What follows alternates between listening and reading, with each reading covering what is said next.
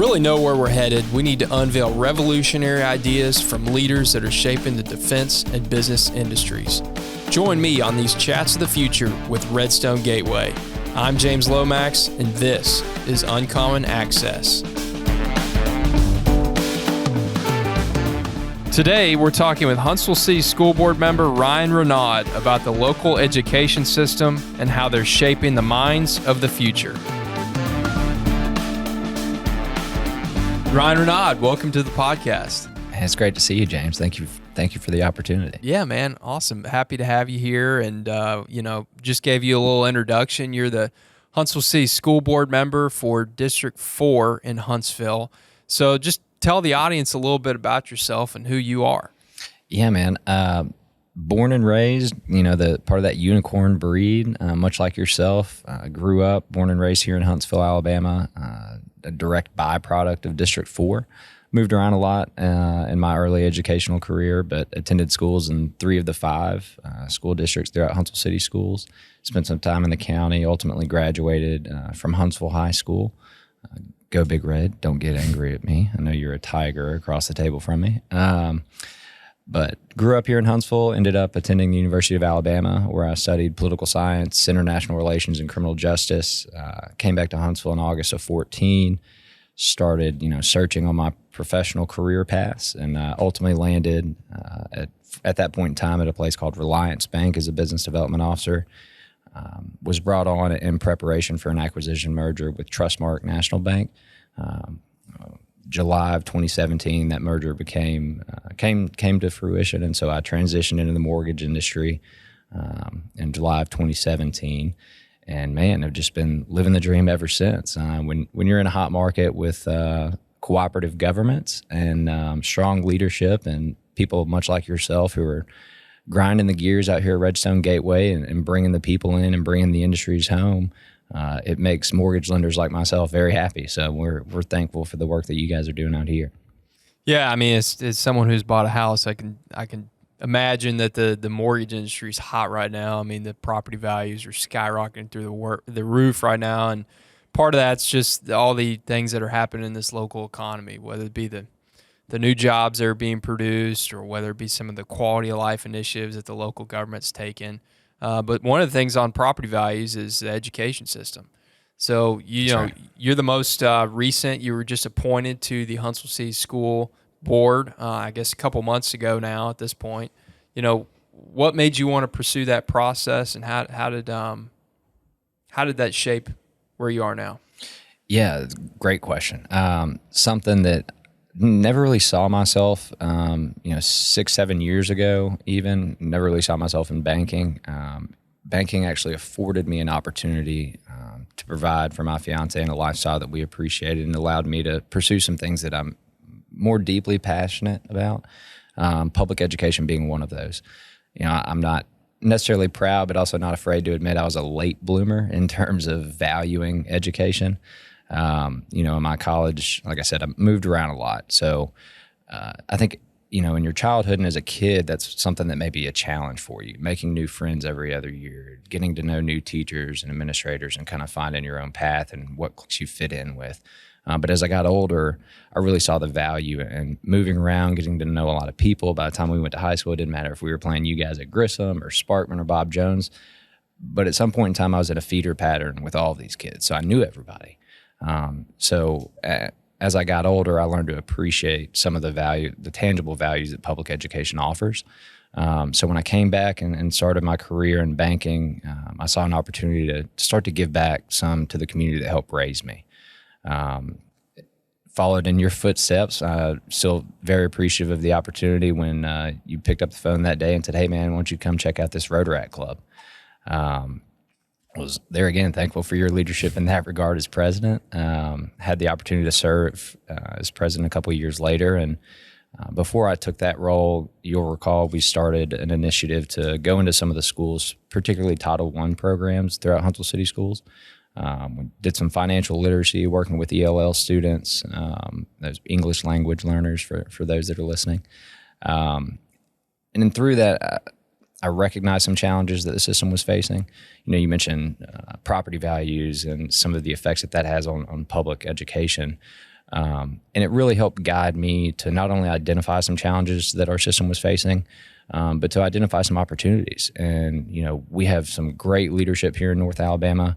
I think one of the things that our school system and really our community prides itself on is collaborative governments. And by collaborative, I don't necessarily mean just regional, city, and state representation, but also public-private partnerships. It's something that Huntsville City Schools has championed really well. Can be somewhat of a divisive issue with some people who may or may not like outsourcing of services. But I think when you look at things like the North Alabama Home Builders Academy or some of the STEM programs that are supported through private tech industries or DoD contractors here at Redstone Gateway, those programs and offerings that we have throughout Huntsville City Schools are not possible without public-private partnership. So just kind of got ingrained in the system as a volunteer, expanded that. Some of the teachers and administrators that I was so fortunate to get to know early in my educational career were still around, which is pretty remarkable to think about because if you look at education across the country, retention and turnover is just outrageous. A couple of things play into that. But it really was an opportunity that I saw to give back to my community. And the more I learned, the more opportunity I saw to face some challenges and establish a core team of people that were just as passionate about public education. I think in any position of decision-making power or leadership, that's really what it's about, is just creating and nurturing those relationships. Because it's a community effort.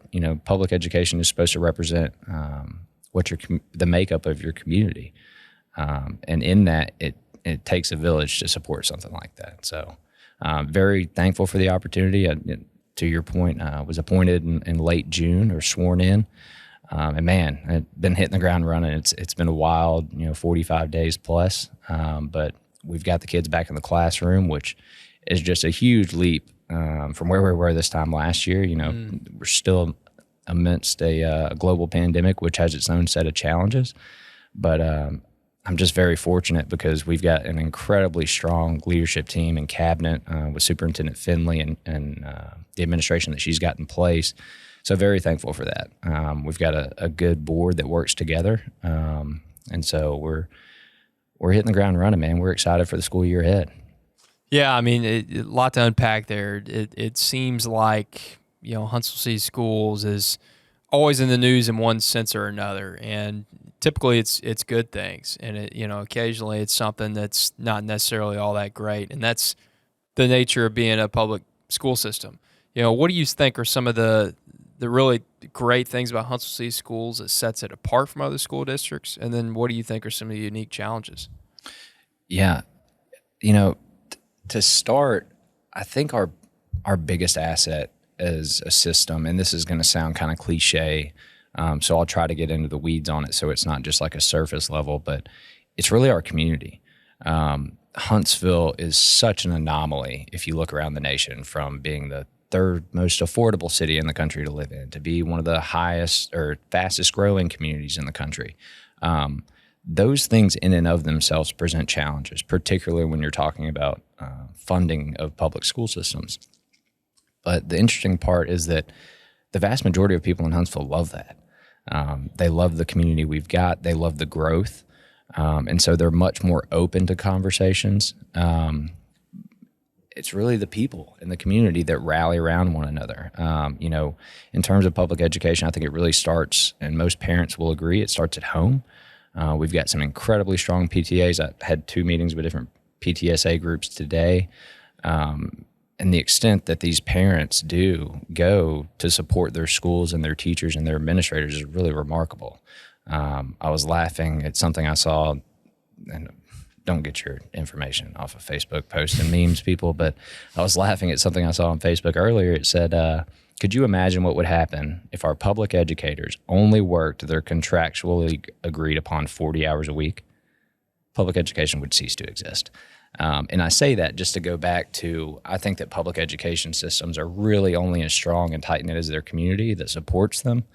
So I would say our biggest asset is our people, to be honest. Aside from that, and you and I have talked in great lengths about this before, but we've got some offerings of programs and services through our public school system here that private schools around the country don't offer. I mean, some of our 3 largest high schools have 3D printer labs in them. 3D printers were like an enigma when I was going through high school. They were like just becoming mainstream. You couldn't buy one off the internet like you can now, but our kids have access to STEM programs and JROTC programs. I mean, we've got an athletic hall of fame down on Airport Road. This system's been cranking out professional athletes for decades. And that's really because our community supports public education. And not just our community, but our private businesses, our leadership that's in place, our elected government, or appointed, for lack of better terms, in some regards. I'd say that's one of our biggest assets is certainly the community and the people that we have. Challenges, there's a number of them, man. And we are not an anomaly in that regard. Every public system around the country is facing the same challenges right now. To your point, in positions of decision-making power and leadership, you're always going to make somebody uncomfortable. You do your best to represent your community at large. Regarding health and public safety, if we want to get into the pandemic stuff, I mean, you're never going to make everybody happy. That's just the nature of governance. So you gather as much information as you can, and you make the most informed decision that you can. I think you rely on the experts in the fields that you may not be an expert in. And, you keep it moving and try to make sure that you're providing the best quality, the high quality education that the families want to see. And I think that Huntsville City Schools does an immaculate job of that. Yeah, I mean, you just got to make sound decisions based on the facts you have available. So like in the case of the pandemic, is there a situation that you've walked into where maybe you the facts are evolving, right? And so you got to work with what you have at the time. So what went into like a big decision like the mask mandate, which, by the way, school systems all across the country are doing. And Huntsville City Schools, if anything, was kind of following suit. I know there's been some backlash around that. What goes into a big decision like that, and how is that different from maybe just a regular rubber stamp decision that the school board goes into? Yeah, I think it's interesting seeing perspectives on this because people got frustrated. So Huntsville City Schools in particular, before I was actually sworn into this seat, we had announced that masks were going to be optional. And it wasn't until about 3 weeks, maybe even a full month later, that healthcare professionals here locally, as well as at the state level, started getting updated report numbers, infection rates, hospitalization rates, and they were pretty astounding. So once we, the board, and this administration of Huntsville City Schools had that information made readily available to us, we did just what you said. We analyzed those reports. We got together and adjusted, based on the new information that we had, which we felt was going to keep kids in the classroom longer, was going to be implementing some preventative measures that would ultimately be in the best interest of the health and safety of not only our students, but also our staff. And I think that's what leadership does. I think that when you're presented with new information, it's okay to say, this was the right decision based on what we knew, but now we have new information and we need to adjust accordingly. Yeah, it seems like in the case of a school board, it's a lot different than being the leader of a company where you service your clients and your employees, or being the leader of a city. You have your employees, but ultimately your customer is the person that lives in your city, the citizen. And in the case of a school system, you have your employees being your teachers, your educators. You have your support staffs. You have the parents being a big factor, but then you also have the kids, and that's really what it's ultimately all about. And I imagine that you run into having to weigh all those for certain issues. Yeah, absolutely. That has been an interesting point of an interesting journey, I guess, navigating the rhetoric and just the constituent comments, because to your point, I represent District 4 as a whole, which is a district of about roughly, give or take, 30,000 people. because of the DOJ and our feeder patterns that are set, and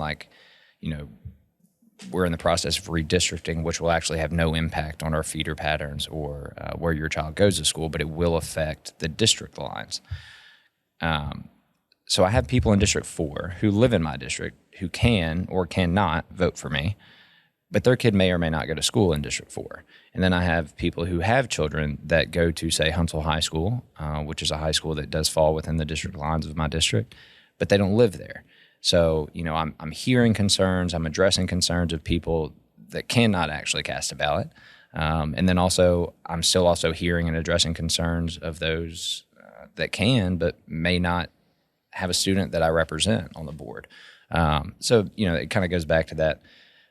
You gather as much information as you can, you make the best decision possible, and, you try your best to represent your constituency as a whole.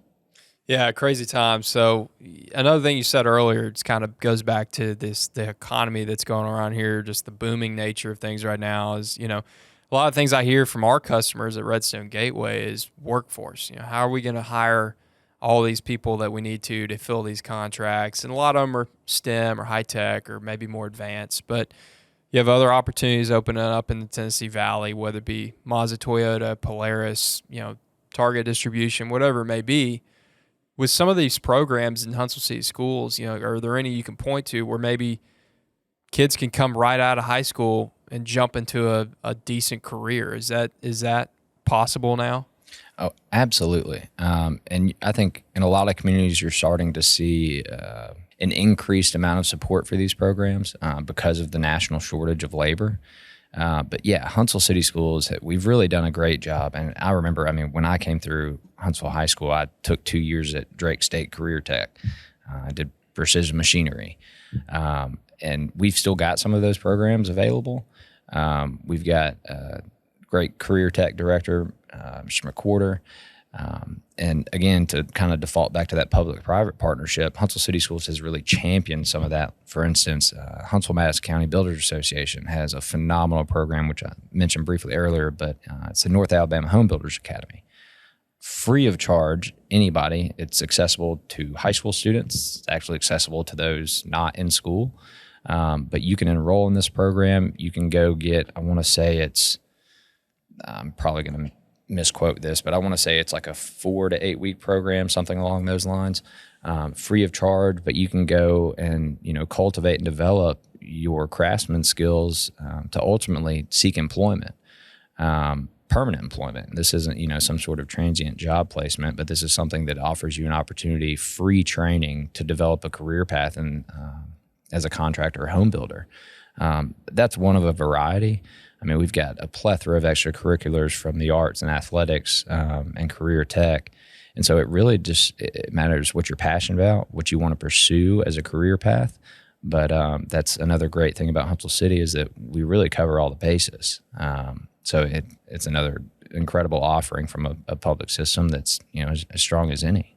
Yeah, so what's the pitch that your team would give to a new employer in the region? Would hey, we want to partner with you guys, or hey, we want your investment? What is one of those things that maybe some people listening on this podcast can say, oh, we need to be partnering with Huntsville City Schools? What is kind of that hot button issue that you guys may hit them with? Yeah, it's a great question, and it's something that was certainly in place before I got here, and something that I hope to contribute to, and be able to offer a net tangible value long term. Is that with the recruitment of industry that's coming into North Alabama, specifically the Huntsville region, from your Facebook data centers or your Amazon centers or Blue Origin, whatever the case may be, the school system is actively in communication with the city and staying in touch with those negotiation processes, with those incentive packages to recruit these industries here, because we want to be on the forefront of those conversations to make sure that, A, we're developing that workforce, but not just developing them and then saying, okay, good luck wherever you may fall, but we want to create a streamlined pipeline to make sure that, A, our industries are supported, but also that our students not only have access to these career paths, but they have access to advanced career paths, that it's not just somebody's coming into a labor force and saying, okay, well, I'm going to be here for 30 years, but that there's opportunity for advancement. because we've got some of the smartest people in the world coming through Huntsville City Schools, and there's not a doubt in my mind about that. We've seen them go on to do incredible things, from putting us on the moon to working on the reusable rockets that Elon is launching and landing back now. I mean, you can trace the origins of public education from Huntsville to some of the most incredible advancements in technology that have come out of the United States. So we want to continue that and make sure that we're streamlining those pipelines to our industry basis for sure. Yeah, I know when, at least when I was coming out of the Superior High School, Grissom High School. To be debated. Yeah, that, it kind of had a reputation among colleges. I mean, when you're going out to apply to colleges, and I guess nowadays to employers as well, is there any active role that Huntsville City Schools as an organization takes to build bridges with colleges and universities, or is it just kind of word of mouth, like, oh, those are good grads, you need to let them into your college kind of thing? No, absolutely. And Superintendent Finley, if I recall, this is maybe a year or two, it may have even been 3 or 4 years ago. No, 3 years ago maybe, but we've got a partnership with Auburn University and doing just that. They're active. They're recruiters from all different colleges, be it the SEC or any other collegiate organization. The recruiters are running rampant throughout Huntsville City Schools and the high schools. You're not going to have a problem finding any of those. But yeah, there again, I think it's just establishing those relationships with recruiters, making sure that they're aware of the program offerings that we've got and how they can be fit into a niche department at their college, and making sure that, again, access is not a challenge for our students, but that it's made readily available. And, I remember going through the scholarship program with my counselor at Huntsville High, and it was pretty remarkable because as somebody who wasn't familiar with that process, I went in, I spent 2 or 3 hours with him one day, and by the next week, I had applied for 67 scholarships. Those programs exist. Our counselors are working around the clock to make sure our students have access to those. So I think even outside of just trade industry, if students are looking for support to make sure they have funding for college, that's something that Huntsville City Schools is on top of. That's awesome. So a couple months into this new job, this new appointment, what has been the biggest surprise for you? It's been a couple of them. I think and this is probably just more so a caveat or a mindset or conception around leadership roles, disseminating what the role of a board member is to constituents when they reach out, because, I want to be a resource for not only my students and my parents and my staff, but the community at large. The challenge in that is myself and also constituents understanding what my role as a board member is. Because I think to be effective as a board member, you've got to let the administration do their job. So anytime there's a challenge, maybe it's, for instance, right now, in a large part around the state, one of the challenges is power schools. Onboarding this new technical system onto our laptops has been a real challenge across the state. So I hear from parents about that, and, I can put them in touch with our directors of IT. I can put them in touch with people in the administration, but sometimes I can't just, pick up the phone and solve your problem immediately, because it's actually hindering our administration from being able to do their job. So it's a really delicate line, from being an effective board member to responding and solving the issues of your constituents. So I think a challenge within that opportunity is just making people aware that, hey, I'm a resource and I'm available to you, but there are some things that we're going to have to navigate together. Yeah, point you in the other direction, or right. Yeah. Very good. So, Huntsville City Schools, you're in the mortgage world. What do you do outside all that? I'm sure all that's a pretty big time commitment, but what else do you enjoy doing? Yeah. Or what else are you involved in? Yeah. It's actually been funny because a lot of my mortgage customers, obviously have kids. And so I pick up the phone and they're like, hey, we're working through a refinance. And then it's like, well, hey, can you put your school board hat on for a second? It's like, well, I'm not sure that I ever actually get to take that off. But yeah, well, let's talk schools. Passion wise, or I guess in my leisure time, my fiance, Catherine, and I, we live in a barn. I got 2 cats, 2 dogs. I say 3 cats. Her name's Catherine. She goes by Catty. So I live with 3 cats and 2 dogs, 3 if you count me as the third. But man, we like hiking, getting out, taking the dogs on walks in the park. Play men's league hockey. I grew up at the Iceplex, so getting back and into the swing of things. Had our first preseason game last night, and hockey. I enjoy athletics, so anytime I can get out to a game, I enjoy it. The Trash Panda Stadium or Toyota Field, has been another great resource for the community, and my employer, Trustmark, is the executive banking partner of the Trash Panda, so I try to get out there as often as I can. It's a beautiful facility they've got. So, man, just getting outside. It's, the pandemic got everybody a little stir crazy, so anytime I have an opportunity to go get some fresh air, I'm jumping all over that. Yeah, so I mean, we got a lot of business owners or entrepreneurs that listen to this podcast. I mean, what is one of the messages that you would want them to know about Huntsville City Schools or the mortgage market, or from Ryan Renaud? Man, tell you, and I know that they know this because I'm already getting the applications and calls and requests from investors, but I mean, if you're looking for a return on investment, you'd be hard pressed to find another place outside of Madison County, specifically Huntsville city limits, that's going to give you that ROI. Man, we've got an incredible community, and it's interesting because a lot of people saw Huntsville as that hidden gem for a long time, right? It's not so hidden anymore. Everybody else is kind of catching wind. We're seeing the investments come out of Nashville and California and New York and all the other places. So I'd really just say we welcome you with open arms. We've been a transient town for a long time, but I think that's what makes this community great. It's an inviting place. It's a welcoming place. It's one that we represent and really always have a variety of different cultures. To fall back to my passion, or one of mine, is the hockey community. What an interesting lineage and history. Like Huntsville, Alabama, the hockey capital of the South. What are you talking about? How did that happen? And when you dive into some of those, historical relics of Huntsville and how we became a town, there's a lot of interesting lineage there. So I don't know that I'm going to tell you anything groundbreaking that you're not already aware of, because if you're a business owner, I know you've heard of us. And if they've heard of us, they've probably talked to you about it already. So. Yeah, well, that's the hope, right? So what is the one piece of advice you would give a high school senior about life? One piece of advice. Man, don't ever take a relationship or an opportunity for granted. I think, and I'm actually going to talk about this with your alma mater over at UAH tomorrow for their welcome week.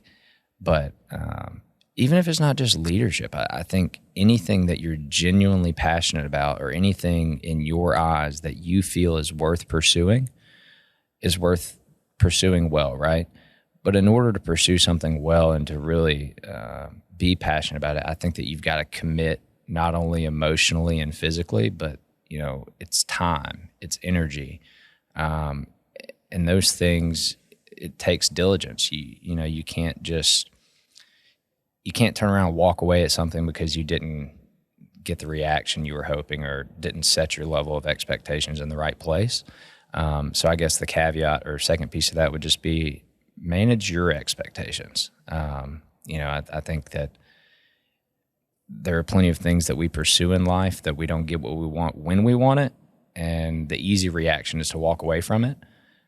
The tough, and what I would say the right thing to do, is to pursue it with diligence and make sure that you're adjusting your focus accordingly, and understand that a lot of things in this world aren't on our time. So as long as you continue to do the right thing day to day, and you stick with it, and you maintain your focus and your passion, you can accomplish anything in this world. It's just how bad do you want it? Can't argue with that one bit.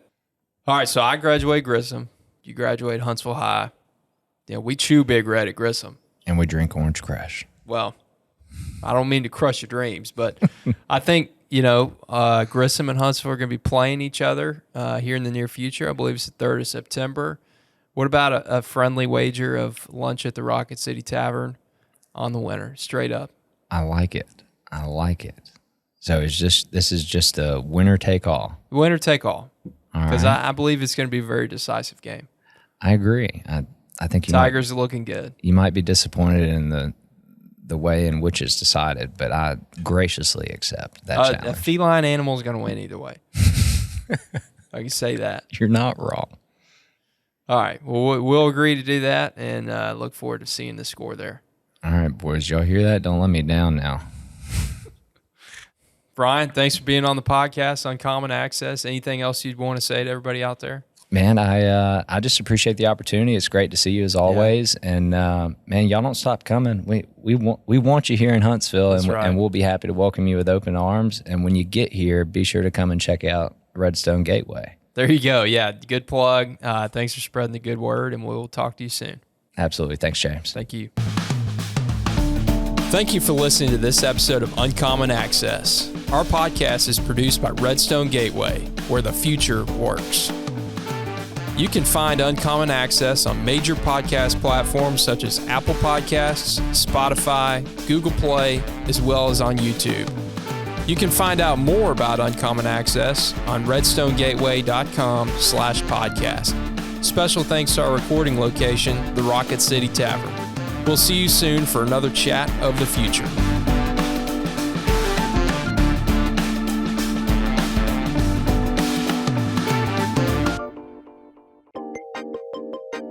Uncommon Access is recorded on location at Rocket City Tavern. The tavern is conveniently located outside Gate 9 at Redstone Gateway and serves up delicious food with an unbeatable atmosphere. Rocket City Tavern is where history and people meet for great food and drinks.